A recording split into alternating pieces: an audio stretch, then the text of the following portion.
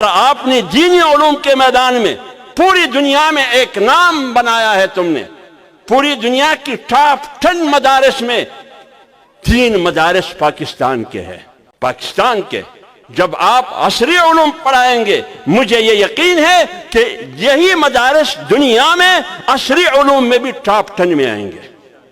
کرو مقابلہ، بڑھو، آگے بڑھو. کسی قسم کی شرمندگی کی ضرورت نہیں ہے. حکمرانوں کو دکھاؤ، حکمرانوں کو بتاؤ کہ یہ ہے عصری علوم، یہ ہے فنی علوم جو دارالعلوم سوات میں پڑھایا جاتا ہے، دارالعلوم کوڑا خٹک میں پڑھایا جاتا ہے، دارالعلوم کراچی میں پڑھایا جاتا ہے. یہاں نہ منشیات فروش ہے نہ منشیات کے عادی ہے.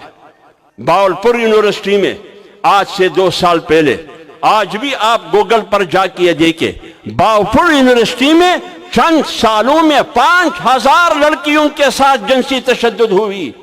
5000 لڑکیوں کے ساتھ. کس نے کی؟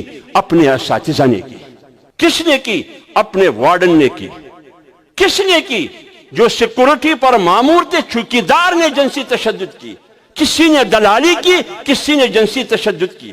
لڑکی کو، بچی کو مجبور اور بلیک میل کر کے کہ آپ کو امتحان میں زیادہ نمبر دیں گے، آپ نے میرے ساتھ بد اخلاقی کرنی ہوگی.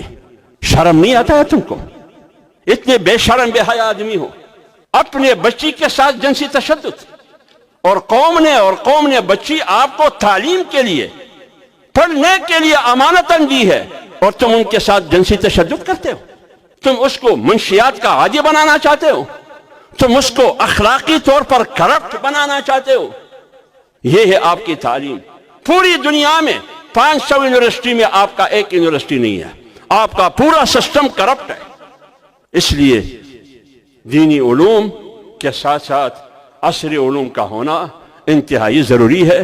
پھر ہم اس کرپٹ سسٹم کا مقابلہ کر سکتے ہیں، پھر ہم نظام میں اصلاح لا سکتے ہیں، پھر ہم تبدیلی لا سکتے ہیں. ہماری دینی مدارس کی نظام تعلیم 1857 سے پہلے یہی نظام تھا.